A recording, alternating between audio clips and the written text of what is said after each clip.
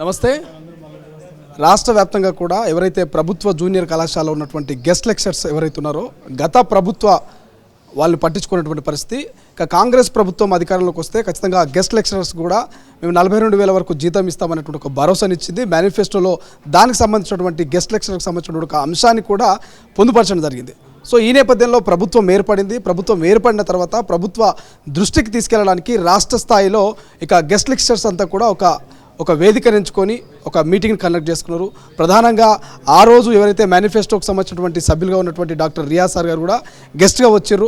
So వాళ్ళ సమస్యను ప్రభుత్వం దృష్టికి తీసుకెళ్లేటువంటి ప్రయత్నం చేస్తూ ఉన్నారు. సో మాట్లాడదాం సార్. ప్రధానంగా గెస్ట్ లెక్చరర్కి సంబంధించి కూడా ఆ రోజు మీరు మేనిఫెస్టో కమిటీలో ఒక సభ్యులుగా ఉన్నారు. సో అందులో మీరు ఒక అంశాన్ని కూడా పొందుపరిచారు. సో ఇవాళ వీళ్ళందరూ కూడా ఇవాళ భేటీ అయ్యారు. ప్రధానంగా ఏ అంశం పైన ఇలా చర్చించారు సార్ మీటింగ్? వాస్తవంగా హైయర్ ఎడ్యుకేషన్ అంటే డిగ్రీ నుంచి స్టార్ట్ అయ్యేదాన్ని మనం హైయర్ ఎడ్యుకేషన్ అంటాం. స్కూల్ ఎడ్యుకేషన్ 10th క్లాస్ వరకు ఉండేదని మనం స్కూల్ ఎడ్యుకేషన్ అంటాం. ఈ రెండింటి మధ్య వారది ఇంటర్మీడియట్. ఇంటర్మీడియట్లోనే విద్యార్థి తనకు ఏ మార్గంలోకి వెళ్ళాలి, తన భవిష్యత్తు ఏంటి, తన కెరీర్ ఏంటిదని బిల్డప్ చేసుకుంటాడు. గత ప్రభుత్వం టీఆర్ఎస్ ఎలియాస్ బీఆర్ఎస్ ఇంటర్మీడియట్ విద్యా వ్యవస్థను పూర్తిగా భ్రష్టు పట్టించింది. ఎక్కడ కొత్త జూనియర్ కాలేజీలను ఎస్టాబ్లిష్ చేయలేదు. ఉన్న లెక్చరర్స్ రిటైర్ అయిన కొద్దీ ఖాళీలు అట్లే ఉండిపోయినాయి. ఆ ప్లేస్లో వాస్తవంగా రిక్రూట్మెంట్ జరగాలి, కానీ గత 10 సంవత్సరాల్లో ఒక్క రిక్రూట్మెంట్ నోటిఫికేషన్ కూడా రాలేదు.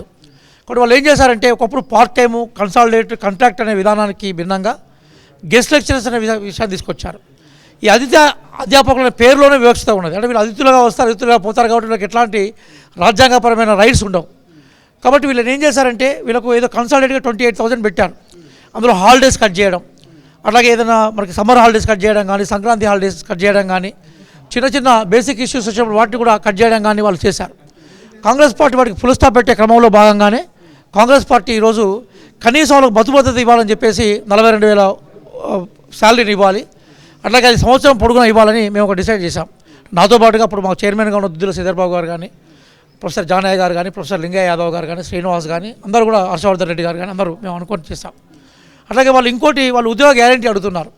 సరే, నిజంగా ఎలిజిబిలిటీ ఉన్న వాళ్ళకు ఉద్యోగ గ్యారంటీ ఇవ్వడం అనేది కానీ కూడా కాంగ్రెస్ పార్టీ పరిశీలించాలి. కాబట్టి వాళ్ళు వేల సంఖ్యలో వచ్చారు ఈరోజు. నిజానికి మొత్తం ఇంటర్మీడియట్ వ్యవస్థలో పనిచేస్తున్న అధ్యాపకులందరూ ఈరోజు హైదరాబాద్కు వచ్చారు. వాళ్ళ సమస్యలు డెమోక్రటిక్గా చెప్పే ప్రయత్నం చేశారు. అందుకోసం మేము కాంగ్రెస్ పార్టీ వైపు నుంచి వాళ్ళకి ఏమంటున్నామంటే వాళ్ళు ఏదైతే విషయాలను చెప్పారో వాటిని గౌరవ ముఖ్యమంత్రి గారి దృష్టికి తీసుకొస్తాం. ఎందుకంటే కాంగ్రెస్ పార్టీ ఒక పబ్లిక్ సెక్టార్ను కాపాడే పార్టీ కాబట్టి గౌరవ ముఖ్యమంత్రి గారు దృష్టి తీసుకొచ్చి ఆ విషయాలు మేము చెప్పే ప్రయత్నం చేస్తాం. అదే నేపథ్యంలో ప్రిన్సిపల్ సెక్రటరీ గారిని, దాంతోపాటుగా అధికారులు ఎవరైతే ఈ సమస్యతోటి ముడిపడి ఉంటారో వాళ్ళని కలుస్తాం. ఖచ్చితంగా మేనిఫెస్టోలో చెప్పిన విషయాన్ని నెరవేర్చే ప్రయత్నం చేస్తాం. అట్లాగే వాళ్ళ సమస్యలను వినడానికి ఇప్పుడు అవకాశం ఉంటే ముఖ్యమంత్రి గారి దృష్టికి కూడా తీసుకుపోతామని చెప్తున్నాం మేము సందర్భంగా. ఇప్పుడు కొత్తగా జైలుకి సంబంధించినటువంటి కొన్ని పోస్టులు భర్తీ చేస్తే కూడా గెస్ట్ లెక్చర్లో కొంత అన్యాయం జరుగుతున్నటువంటి ఒక అంశాన్ని కూడా తెర మీద తెస్తూ ఉన్నారు. నిజంగా జైలు పోస్టులు ఏమైనా భర్తీ చేస్తే వీళ్ళకి ఏమైనా అన్యాయం జరుగుతుందా గెస్ట్ లెక్చరర్స్కి? అంటే వాస్తవంగా అసలు గెస్ట్ లెక్చరర్స్ కానీ, పార్ట్ టైం లెక్చరర్స్ కానీ, లేకుంటే కన్సాలిడేట్ రూపంలో లెక్చరర్స్ వ్యవస్థ ఉండాల్సిన అవసరం లేదు. రెగ్యులర్గా నోటిఫికేషన్లు వస్తే అసలు ఈ ప్రాబ్లమ్సే ఉండవు. కాబట్టి కాంగ్రెస్ పార్టీ రెగ్యులర్ నోటిఫికేషన్ల మీదే ఫోకస్ చేస్తున్నది. మేము 2 లక్షల ఉద్యోగాలను హామీ ఇచ్చాం. ఆ 2 లక్షల ఉద్యోగాల్లో కూడా లెక్చరర్ పోస్టులు ఎక్కడైతే ఖాళీగా ఉన్నాయో వాటిని నింపే ప్రయత్నం చేస్తాం. అయితే ఆల్రెడీ గెస్ట్ లెక్చరర్గా పనిచేస్తున్న వాళ్ళు ఎలిజిబిలిటీ స్టూడెంట్స్ ఉన్నారు. ఇందులో నెట్ పాస్ అయిన వాళ్ళు ఉన్నారు, సెట్ పాస్ అయిన వాళ్ళు ఉన్నారు, పిహెచ్డీ చేసిన వాళ్ళు ఉన్నారు, ఎంఫిల్ చేసిన వాళ్ళు ఉన్నారు. అయితే వాళ్ళు కూడా నష్టపోకుండా వీళ్ళని కూడా వ్యవస్థలో ఎట్లా మనం నిమగ్నం చేసుకోవాలి దాని మీద కూడా మేము కసరత్తు చేస్తాం. మనం అంటే రెగ్యులర్ పోస్టులే అల్టిమేట్. ఆ పోస్టులు వేయడం వల్ల వ్యవస్థ ఎక్కడ కూడా భ్రష్టపడకుండా కంటిన్యూ అవుతుంటుంది.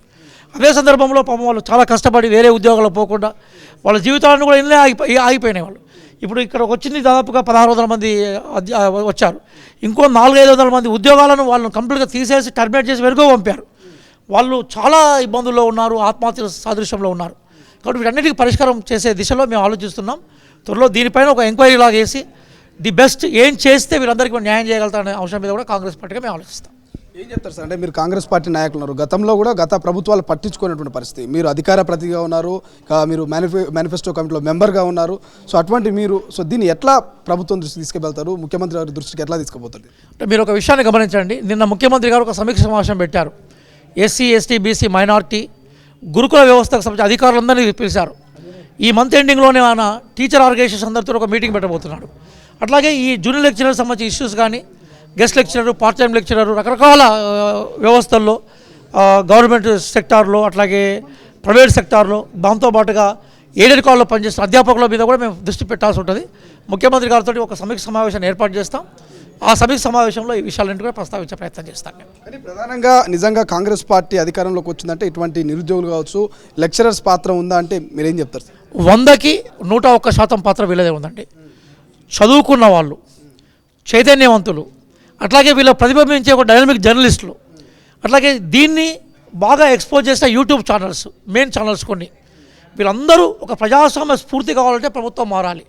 కాబట్టి మన నినాదం ఏముందంటే మార్పు రావాలి, కాంగ్రెస్ కావాలి. మార్పు రావాలి, కాంగ్రెస్ కావాలి ఎందుకు కోరుకున్నారంటే గతంలో వ్యవస్థ అంతా బస్టు పట్టిపోయింది, స్టాగ్నేట్ అయింది. మళ్ళీ డైనమిక్గా వ్యవస్థ ముందుకు పోవాలనుకున్నప్పుడు, వ్యవస్థలో అందరికీ న్యాయం జరగాలనుకున్నప్పుడు మనం ఆలోచన చేయాలనుకున్నారు. జనరల్గా ఆలోచన చేసేవాళ్ళు చదువుకున్న వాళ్ళు, విద్యావంతులు వీళ్ళు ముందుంటారు. కాబట్టి నిజంగా చెప్పాలంటే గవర్నమెంట్ ఉద్యోగస్తులు, నిరుద్యోగులు ఇట్లా వ్యవస్థలో రకరకాల రూపాల్లో సర్వ్ చేస్తున్నారు. వీళ్ళందరూ కలిస్తేనే కాంగ్రెస్ పార్టీ. కాబట్టి కాంగ్రెస్ పార్టీ ప్రభుత్వం వీళ్ళకి న్యాయం చేసినప్పుడే తన విజయానికి నిజమైన గుర్తింపును తెచ్చుకోగలుగుతూ ఉంటుంది.